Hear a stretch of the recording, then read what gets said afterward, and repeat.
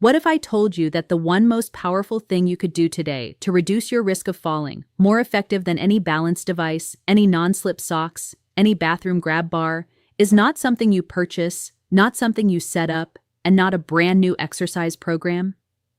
The solution is even easier than that. It is a simple adjustment in the way you walk. One small, precise modification to a movement you have performed your entire life, and most likely been doing incorrectly for the past several years without even realizing it. After 26 years of helping adults over 70 as a physical therapist, I have witnessed this pattern more times than I can remember. Someone comes into my clinic after experiencing a fall. They feel puzzled. They feel ashamed. They tell me, "I was only walking through the kitchen. I wasn't doing anything different." And they are absolutely right. They were not doing anything different. That is exactly the issue, because the way they walk every single day has quietly become unsafe, and no one ever warned them. Today, I am going to change that for you. I am going to explain what is most likely happening in your walking pattern right now, why it is placing you at significant risk, and the one easy adjustment that can start protecting you immediately, beginning with your very next step. No equipment, no fitness center, just one correction that could truly save your life. Before we get started, if you haven't subscribed yet, I encourage you to press that button and activate the notification bell so you never miss another health tip created especially for you. If you like this video, type 1 in the comments. If not, type 0 to let me know how I can create better videos for you. The problem: shuffle gait. Let me describe something to you, and I want you to think honestly about whether this seems familiar. Picture someone walking down a corridor. Their strides are short, much shorter than they once were. Their feet barely rise off the ground with every step, gliding forward in a low, shuffling movement instead of lifting cleanly from the floor. Their upper body leans slightly ahead, their eyes are directed toward the ground, and their arms hardly swing by their sides. They are moving cautiously, intentionally, because somewhere in the back of their mind, they know the floor feels less dependable than it once did.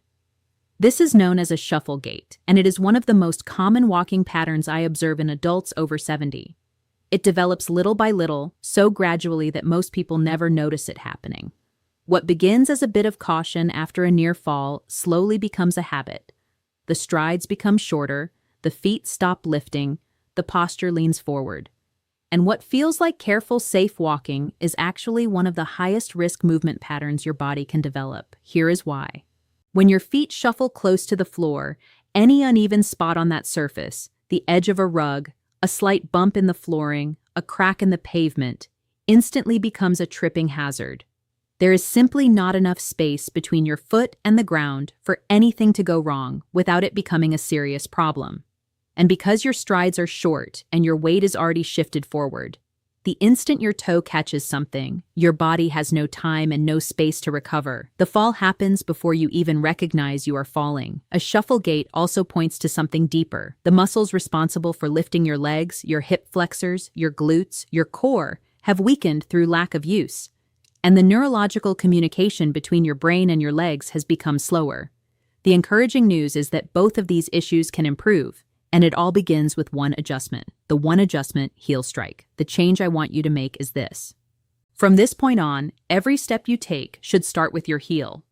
This is called a heel strike, and it is the way the human body is naturally designed to walk. When you are younger and your gait is natural and relaxed, your heel touches the ground first with every step. Your weight then rolls forward through the arch of your foot, across the ball, and pushes off through your toes to power the next step. It is a smooth, continuous rolling movement, and it is one of the most efficient and stable movement patterns the human body can perform. But here is what happens over the years. As the muscles lose strength and confidence in our balance slowly fades, that heel strike disappears. The foot begins landing flat or even toe first in a pattern that is shorter, lower, and much less stable. We stop rolling through the foot. We stop pushing off. We begin shuffling. And with every passing month of shuffling, the muscles that create a proper heel strike grow weaker and weaker because they are simply no longer being challenged. So, what does fixing this actually look like? It is easier than you may expect. With each step, I want you to extend your heel slightly farther forward, just a few inches more than you normally would, and let it touch the ground first. Feel your weight transfer forward through your foot. Allow your toes to push off behind you as you move. And most importantly, lift your foot. Do not drag it. Raise it, reach it forward, land on your heel.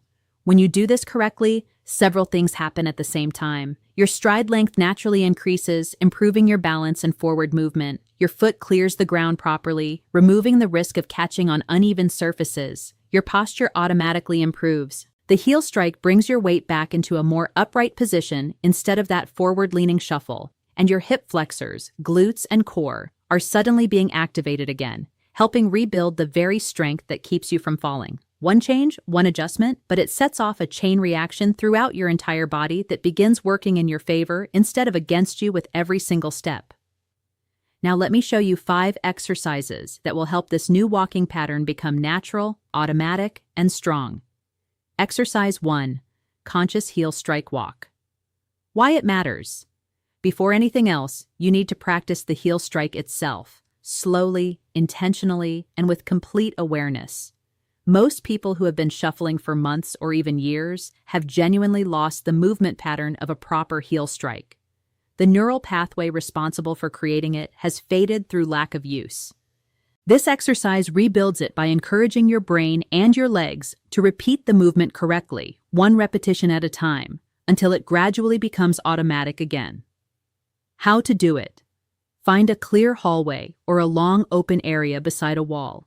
Stand at one end with one hand gently resting on the wall for support if necessary. Begin walking, but this time think about nothing except your heel. With every single step, consciously reach your heel slightly forward and let it land first. Feel the contact. Feel your weight roll through the foot. Feel your toes push off. Take 10 steps forward this way, turn carefully using small marching steps, and walk back 10 steps. That is one set. Complete 3 sets. Rest for 30 seconds between sets. What to focus on. Slow down significantly for this exercise. Speed is the enemy of relearning. The slower you walk, the more conscious control you have over each step, and the stronger the neural signal you are sending to your brain. Think of this as reprogramming, not just walking. Progress tip. Once you feel comfortable with the heel strike on flat ground, try it on a slightly different surface, carpet versus hardwood, for example. The slight variation forces your nervous system to adapt and generalize the pattern, which is exactly what you need for real-world safety. Exercise 2, high knee march. Why does it matter? One of the most direct consequences of shuffle gait is that the hip flexors, the muscles responsible for lifting your leg with each step, become progressively weaker. When they are weak, your foot clearance drops. When foot clearance drops, every rug, every threshold, every uneven surface is a potential trip. This exercise specifically targets those hip flexors and rebuilds the lifting reflex that keeps your feet safely above the ground with every stride. How to do it. Stand behind a sturdy chair with both hands resting lightly on the back for support. March in place, lifting your right knee towards your chest as high as you comfortably can, then lowering it back to the floor with control. Then lift the left knee. That is one full repetition. Complete 15 repetitions on each side, 30 total lifts, at a slow, deliberate pace. The lift should feel effortless. If it feels too easy, you are not going high enough. What to focus on. Stand tall throughout. Do not lean your upper body backward as your knee rises. Keep your torso upright. The lifting work should come entirely from your hip, not from momentum or body lean, and control the descent just as carefully as the lift. The lowering phase is equally important for building the eccentric strength your leg needs when your foot returns to the ground. Progress. Tip. As this becomes easier, practice the march while moving forward slowly through your hallway, lifting each knee before stepping, then placing your heel down first. You are now combining this exercise directly with exercise 1, which is the closest simulation of proper walking you can train at home. Exercise 3, stride length walk. Why it matters. Shuffle gait shortens your stride dramatically, often to half or less of what it was in younger years. A short stride is an unstable stride. It reduces your momentum, disrupts your balance rhythm, and forces your center of gravity into an awkward forward-pitched position. This exercise gently challenges you to extend your stride length back toward a safer, more stable range, rebuilding the confidence and muscle memory that a proper walking gait requires. How to do it. Place 2 pieces of tape on the floor of your hallway about 18 apart. This is your target stride length. Stand at one end, take a step forward, and aim to land your heel at or just beyond the second piece of tape. Then step with your other foot, landing the heel at the same distance. Walk the length of the hallway this way. 10 full strides, then turn and return. Complete 2 full lengths of the hallway. Focus entirely on step length and heel contact. What to focus on? Do not lunge or overreach. The goal is a comfortable, natural extension of your stride, not a dramatic exaggeration. If 18 feels too far, start with 12. The distance matters less than the habit of reaching that heel forward with intention on every step. Progress tip. Over time, move the tape markers slightly further apart, half an inch at a time, to progressively challenge your stride length. Most people are surprised by how quickly their stride naturally lengthens once they begin training it consciously. Exercise 4. Slow motion walk. Why it matters. Speed is where proper walking mechanics break down. When we walk fast or even at our normal everyday pace, we rely on habit and momentum rather than conscious muscle control. For someone rebuilding a walking pattern, speed is the enemy. The slow motion walk removes speed from the equation entirely, forcing every muscle involved in walking to work independently and with full control. It is one of the most powerful neurological training tools available for relearning safe movement. How to do it. Stand at one end of your hallway. Begin walking at the slowest pace you can physically manage, so slow that each step takes a full 3 to 4 seconds to complete. Lift your foot, pause briefly in the air, reach the heel forward, lower it to the floor, feel the weight shift, push off with the toes, and begin the next step. Walk the full length of the hallway in this slow motion style. Turn carefully and return. That is 1 set. Complete 2 sets. What to focus on. This will feel strange. Slow motion walking is genuinely difficult because it removes all the shortcuts that habitual movement relies on. Every wobble you feel is your balance system being trained. Every correction your ankle makes is your nervous system rebuilding its responsiveness. Embrace the difficulty. That is the whole point. Progress tip. Try closing your eyes for 2 or 3 slow motion steps once you feel steady near the wall. This dramatically increases the proprioceptive challenge and accelerates the neurological adaptation you are building. Exercise 5. Obstacle step over. Why it matters. The controlled environment of a hallway is a starting point, but real life is full of obstacles. Rugs, door thresholds, pet toys, electrical cords, garden hoses.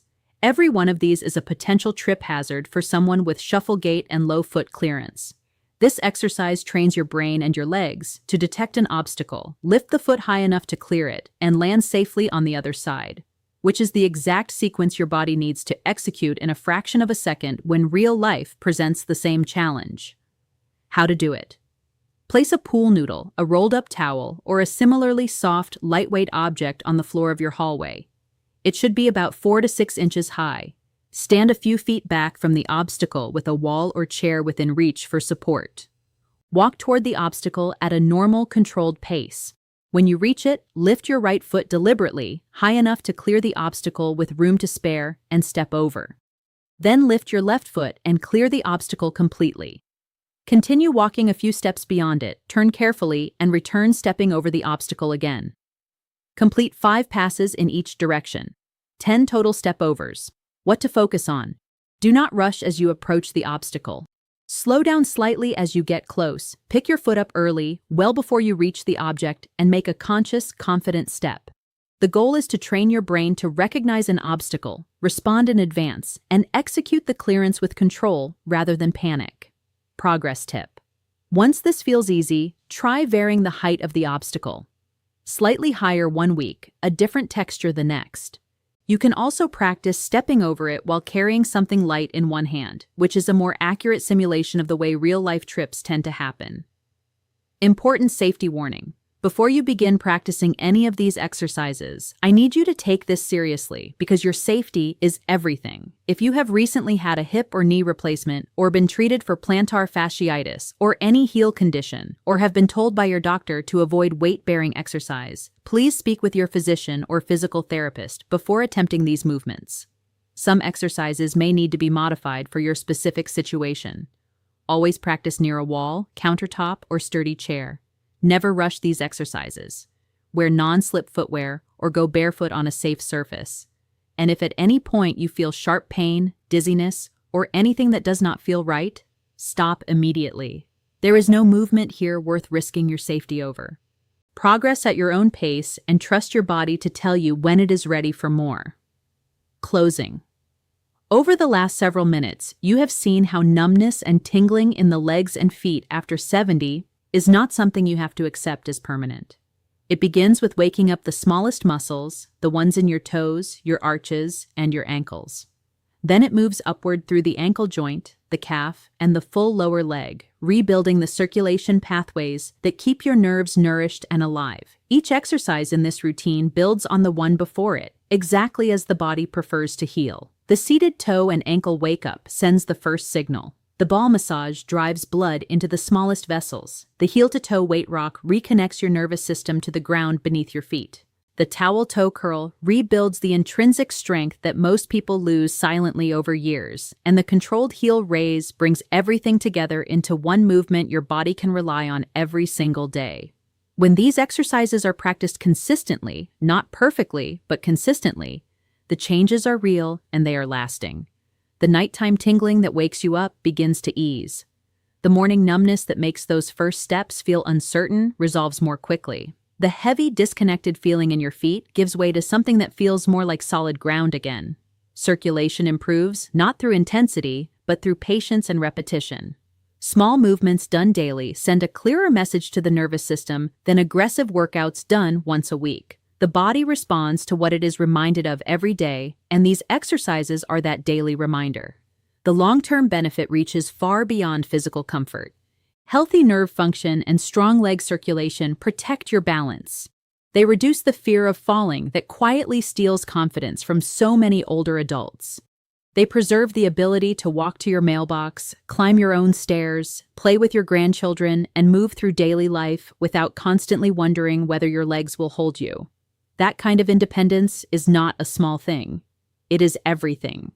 Aging does not mean surrendering control over how your body feels. It means learning which movements your body truly needs at this stage of life and choosing them every day with care and intention. These exercises are that choice, simple, safe, and powerful in ways that add up over weeks and months. Now, I would love to hear from you. Is your numbness worse at night, during the day, or after long periods of sitting? Leave a comment with your age and where you are watching from. Your experience might be exactly what another viewer needs to hear today. If you enjoyed this video, please leave a comment with 1. If not, feel free to comment with 0. Your feedback means a lot to us. Don't forget to like, share, and subscribe to our YouTube channel for more content like this. Thank you for watching, and here's to living life on your own terms.